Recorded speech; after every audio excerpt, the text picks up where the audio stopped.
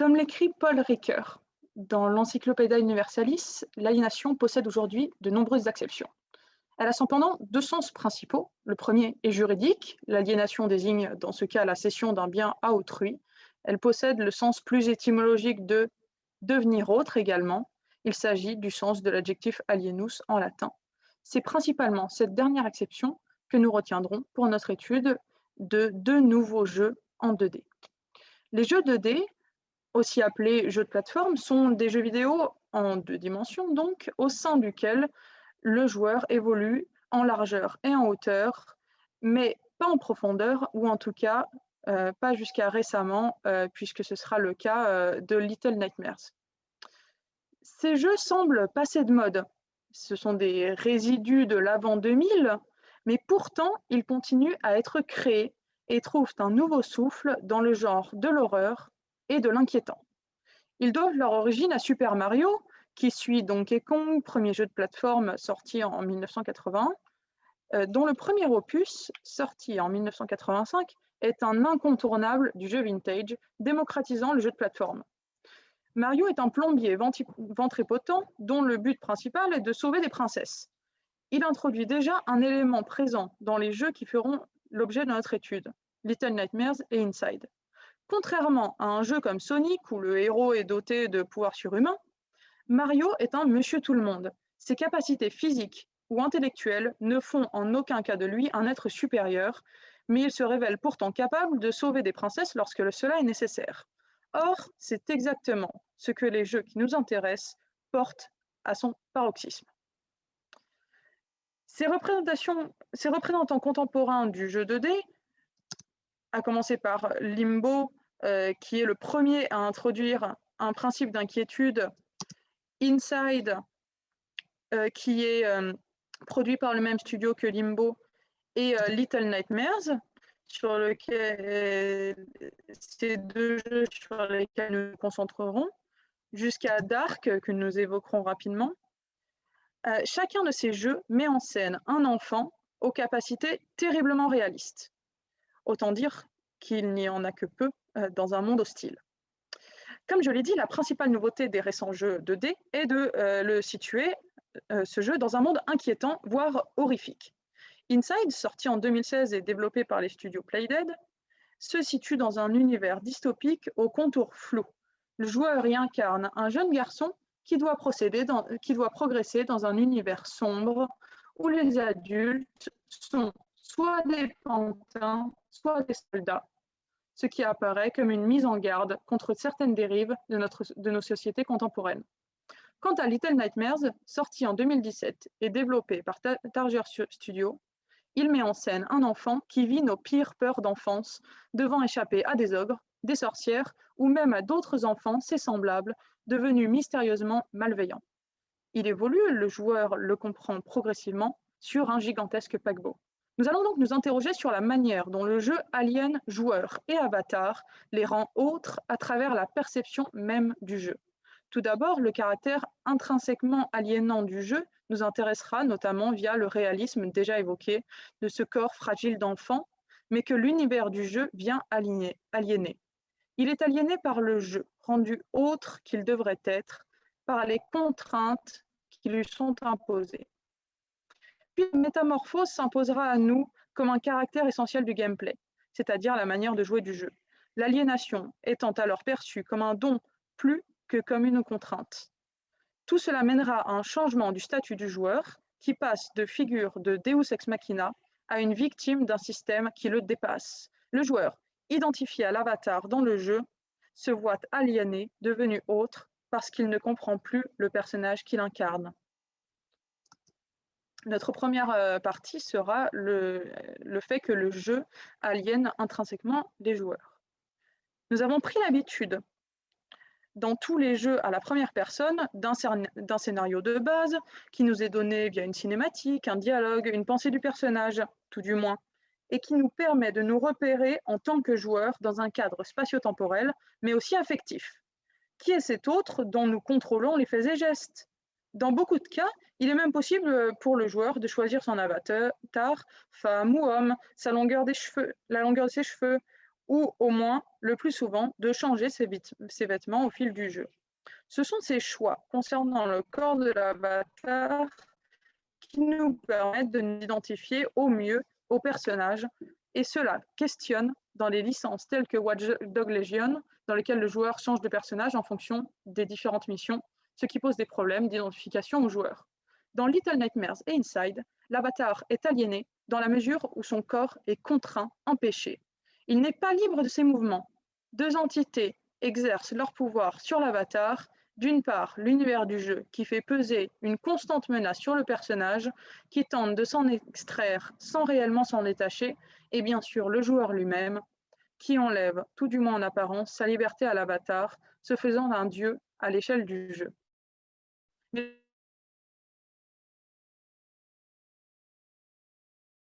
le jeu en lui-même qui le force à se plier à un certain nombre de règles très contraignantes dans ces deux jeux en particulier.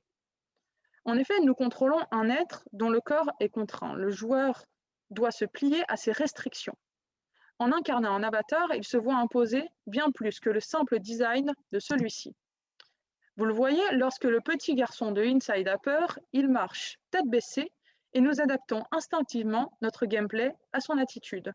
Lorsque la petite fille de Little Nightmares a faim, soulignons que le titre originel du jeu est Hunger, elle se tord de douleur et ne peut que difficilement annoncer jusqu'à ce que nous lui trouvions à manger, ce qui rend urgente cette quête de nourriture et peut créer un sentiment d'inquiétude chez le joueur.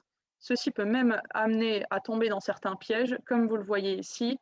La cage se refermera sur la petite fille qui s'y est engouffrée pour trouver de la nourriture. Finalement, nous pouvons nous demander qui du joueur ou de l'avatar contrôle l'autre en conséquence. Or, et c'est ce qui nous préoccupe ici, les récents jeux de parcours en 2D se jouent de ces codes qui rassuraient le joueur. Ne rejoignant les licences 2D d'origine telles que Mario que dans la logique d'un déplacement d'une surface à une autre de gauche à droite de l'écran, ils mettent en scène des personnages si mystérieux que nous en devenons même quelque part méfiants à leur égard. Mais dans les cas de Little Nightmares et de Inside, nous contrôlons deux enfants sans jamais parvenir à les incarner. Leurs visages ne sont pas visibles ou bien pas définis. Nous ne savons rien de leur histoire et nous nous mettons à nous poser beaucoup de questions. Pourquoi le petit garçon au t-shirt rouge d'Inside est-il dans les bois, traqué par une milice composée d'hommes et de chiens? Pourquoi la petite fille au ciré jaune est-elle libre, contrairement aux autres enfants, dans la cale d'un bateau qui en fait l'élevage? Et les corps de ces enfants posent déjà des enjeux majeurs dans le gameplay. Nous ne sommes plus dans ces jeux où l'on bondissait de plateforme en plateforme, où l'on sautait même au-dessus des ennemis et où toucher l'un d'eux nous retirait juste un cœur ou une barre dans notre jauge de vie. Ces deux jeux, à l'image de Limbo, leur grand frère dont le design en noir et gris est maintenant bien connu des joueurs, revendiquent un réalisme qui leur est propre. L'univers dystopique d'Inside et les ogres carnassiers de Little Nightmares se conjuguent avec une perception de l'espace qui nous rend bien plus soigneux de notre avatar. Pas de blessure à soigner, une chute de trop haut, une approche imprudente d'un ennemi, un passage dans le faisceau lumineux d'une sentinelle, tout est fatal à ces enfants incapables de se battre. La physique elle-même insiste sur leur faiblesse. Par exemple, si dans Little Nightmares, nous ne poussons pas les portes à fond par crainte d'un ennemi dans la pièce suivante, comme c'est souvent le cas, alors le roulis du navire fera se refermer la porte sur nous, repoussant ce petit corps qui se tenait pourtant dans l'embrasure.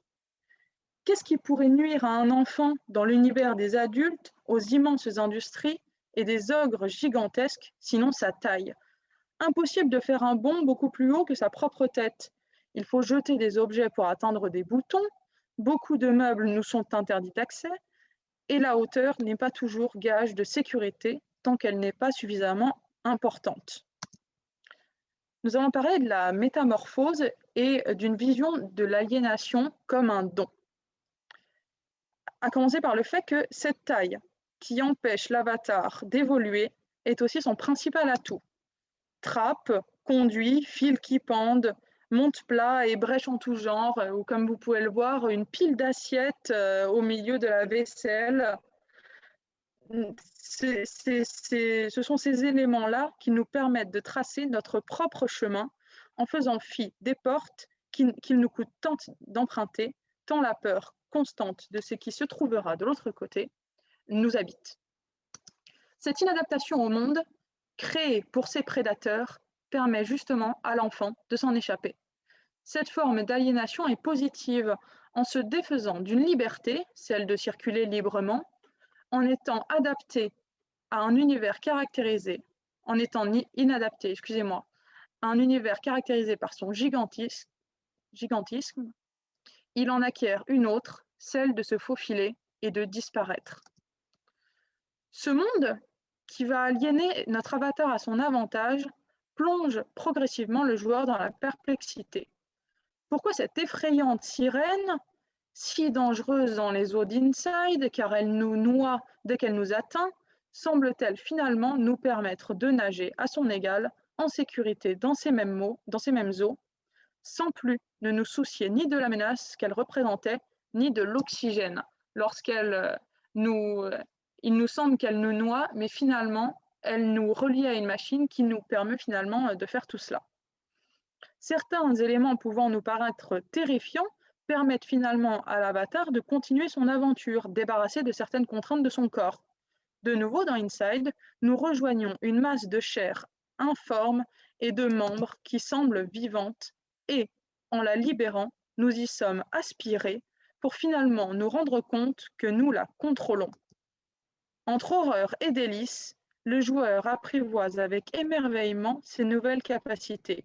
Il ne mourra plus jamais à partir de ce moment-là, et même il réussira à faire ce que nous ne pouvons normalement jamais faire dans ces jeux-là, c'est-à-dire éliminer l'un de ses ennemis, puisqu'il va chuter en emportant un homme avec lui, et la masse écrasera cet homme dans sa chute, ce qui sera finalement la seule mort de ce que nous appellerons les ennemis dans ces jeux-là.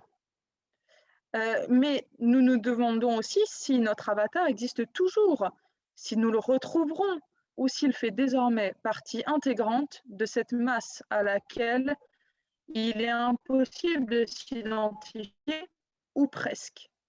Car qui ne frémirait pas en entendant ces gémissements et cris indistincts de douleur lorsque nous touchons le feu d'un four industriel, ces râles lorsque nous tombons d'une certaine hauteur. Si nous nous intéressons à quelques DLC, c'est-à-dire du contenu supplémentaire ajouté à certains jeux, d'autres transformations physiques nous plongent entre bonheur d'un gameplay aux possibilités encore plus grandes et horreur de l'aliénation subie par ces petits corps.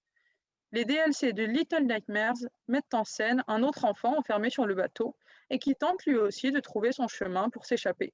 Au terme de son aventure, il se retrouve transformé en l'un des lutins qui lui prodiguaient jusqu'alors de l'aide et a alors la possibilité de passer par des endroits plus petits encore. Or, nous avons la conscience instinctive qu'il est par là même condamné, car les lutins semblent faire partie intégrante du navire et aucun ne tente de s'en échapper. Ils sont liés à la magie qui les a créés à partir des enfants prisonniers. Les lutins perdent toute autonomie ou envie de s'échapper, en perdant leur individualité et en se fondant, en quelque sorte, dans le navire. Ils deviennent autres, s'aliènent, mais obtiennent en échange la sécurité et le sentiment d'une communauté. Ils ne sont plus traqués, vivent avec les autres lutins et peuvent se faufiler dans des endroits plus petits que Six, le personnage principal. En se défaisant d'une liberté, en s'aliénant, ils acquièrent, comme elle, un avantage. Nous pouvons également évoquer l'exemple de Dark, autre jeu en 2D qui exploite l'espace d'une toute autre manière. Plus question de monter sur des caisses pour atteindre rebords et leviers. Les développeurs nous font jouer avec les lois de la physique. Des manettes permettent de trouver un nouveau chemin dans la profondeur du jeu, comme si l'on était forcé de se déplacer sur un axe nord-sud par exemple, et que soudain il y avait un axe est-ouest qui s'ouvrait à un endroit précis. Nous pouvons nous déplacer sur les murs, puis au plafond, nous éjecter d'un axe jusqu'à l'autre qui lui est parallèle. Le corps, loin du réalisme que l'on évoquait avant, se joue de tout ce qui nous est familier jusqu'au point le plus extrême. En effet, au cours du premier DLC qui s'appelle The Tower, notre personnage finit avec la tête tranchée, ce qui nous laisse entendre que ses aventures sont finies. eh bien, nous ne pouvions nous tromper plus. Dans le DLC suivant, nous jouons avec notre propre tête en la faisant rouler pour arriver en des lieux que son corps ne peut pas atteindre, comme vous le voyez ici, avec la tête qui roule dans la pièce de gauche, tandis que le personnage reste dans la pièce de droite. L'aliénation du corps, en apparence contrainte, entravée dans ses déplacements, jusqu'au point extrême de la décapitation de l'avatar de Dark, devient un vrai moteur dans chacun de ces jeux, et le joueur y trouve sans nul doute une jouissance. Mais son identification, loin de s'accomplir petit à petit en jouant les petits protagonistes, n'en devient que plus difficile. Pour finir, nous allons parler du statut du joueur, qui passe finalement de dieu à victime.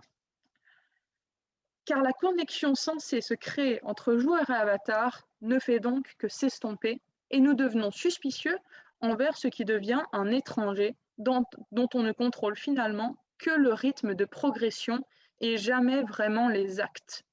Le joueur, identifié à l'avatar, s'aliène car il se voit devenir autre en lui. Revenons à la question de la nourriture dans Little Nightmares, qui est très importante. Tout se passe pour le mieux la première fois que notre personnage a faim. Un autre enfant nous jette un bout de pain et l'aventure continue. Après, cependant, une réaction assez étrange. La lumière clignote, le monde semble se rétrécir. C'est ainsi qu'au fil du jeu, notre inquiétude devient de plus en plus grande. Du pain, nous passons à un rat mort, puis à un rat vivant. Nous essayons de nous rassurer, nous joueurs, en nous disant que, faute de choix, cela est nécessaire. Mais lorsque cet innocent enfant a de nouveau faim et qu'elle rencontre un lutin qui lui tend une saucisse, que fait-elle? Elle choisit de dévorer le lutin sous les yeux effarés du joueur qui s'en sent la responsabilité, car c'est lui qui a activé la commande, pensant manger la saucisse innocemment. Et la nature même de cette fillette devient alors problématique. Nous ne voyons pas son visage caché sous sa capuche et nous ne voyons pas non plus vraiment celui des ogres. Cet instant de dévoration qui advient chez elle rappelle celui des ogres que l'on voit festoyer avec appétit et qui dévore la petite si elle passe devant eux.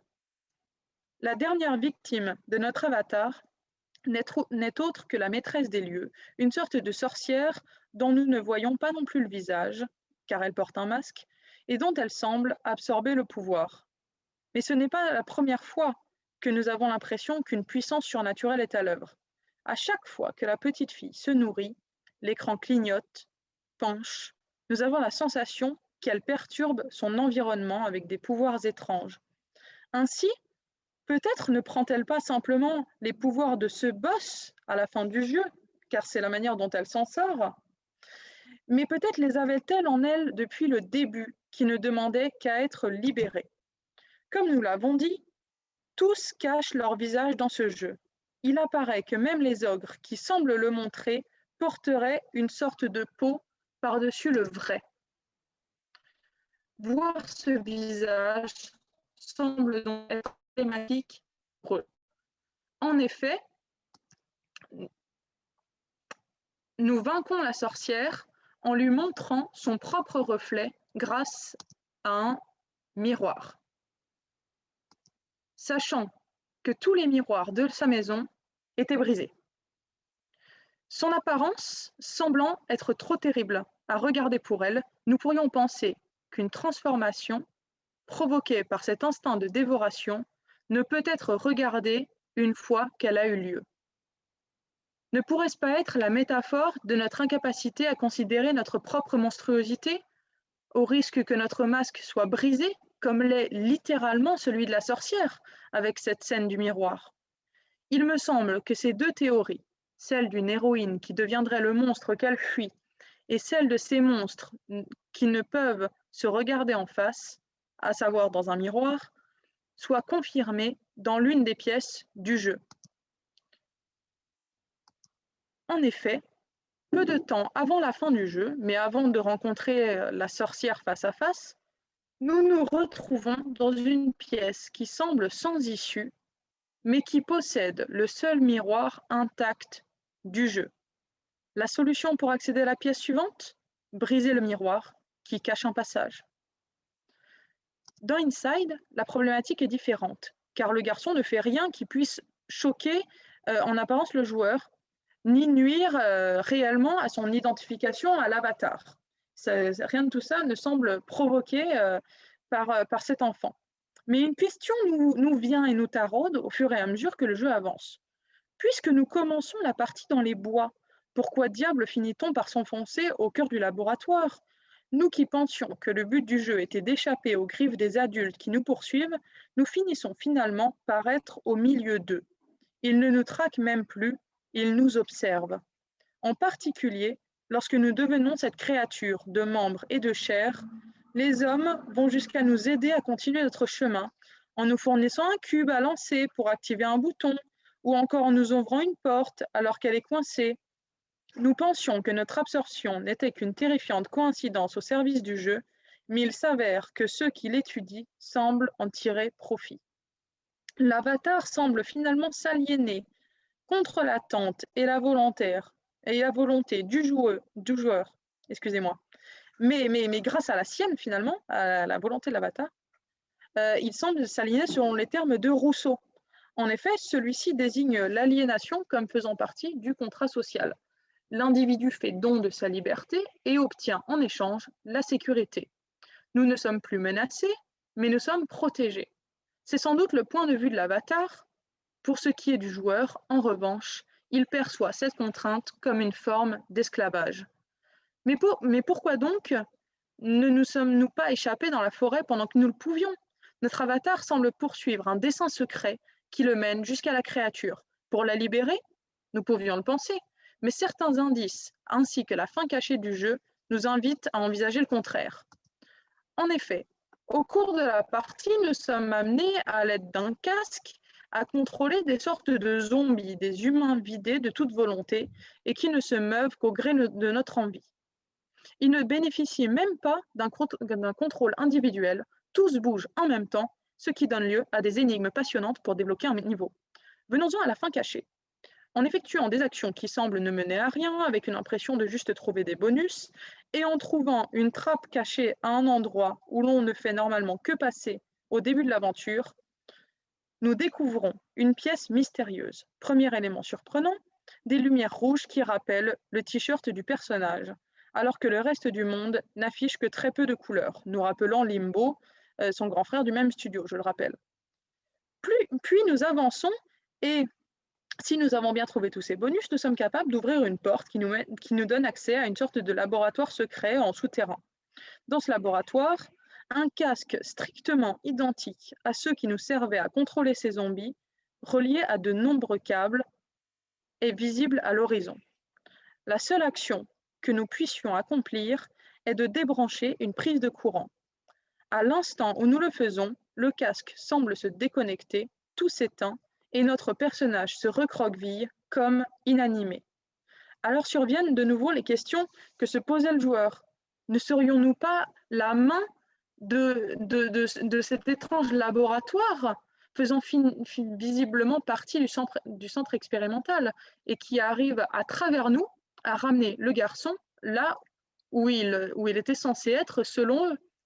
Un autre indice nous indique que la créature ne s'en est en réalité pas échappée du tout, comme nous pouvions le penser, et malgré les apparences. Vous voyez qu'il nous semble que nous sommes arrivés à la fin du jeu dans la nature. Or, cette liberté que l'on croit avoir atteinte ne semble être qu'une illusion. Dans le laboratoire où nous nous trouvions auparavant, nous passons par une vitrine et la ressemblance du paysage qui se trouve dans cette vitrine est troublante. Comme vous pouvez le voir, la colline sur la gauche est la même.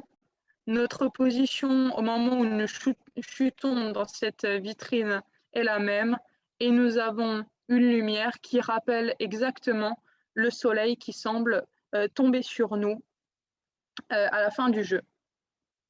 Cette liberté que l'on croit avoir atteinte ne serait donc qu'une illusion, une nouvelle étape de l'expérience. Cet élément rappelle l'une des définitions du concept d'aliénation par Hegel. Il définit l'aliénation comme la prise de conscience de l'homme qu'il est dominé par un Dieu extérieur à lui. Ici, nous nous rendons compte, en tant que joueurs, que nous étions peut-être, depuis le début, sous le joug d'une puissance que nous ne soupçonnions pas, celle de la volonté de notre propre avatar d'une part, de la machine mystérieuse aperçue dans la fin cachée de l'autre. Tout cela questionne, en conclusion, la liberté des joueurs de manière générale. Nous l'avons dit, la liberté de mouvement est terriblement limitée dans ces nouveaux jeux en 2D, mais ne l'est-elle pas toujours finalement? Quel que soit le jeu, nous sommes censés atteindre un objectif qui nous conduira, dans le meilleur des cas, à une fin différente en fonction de nos choix, comme par exemple dans des licences comme Dishonored ou encore dans The Witcher, pour ne citer que deux exemples célèbres. Mais jamais nous ne pourrons simplement marcher jusqu'à l'horizon et dépasser les limites de la map, même si parfois elle est immense. Jamais nous ne pourrons assassiner celui que nous sommes censés sauver sans avoir à recommencer le chapitre. Ce sont là les limites du jeu. Il me semble que dans Little Nightmares, Inside et les autres jeux du genre, cette absence de choix est simplement revendiquée.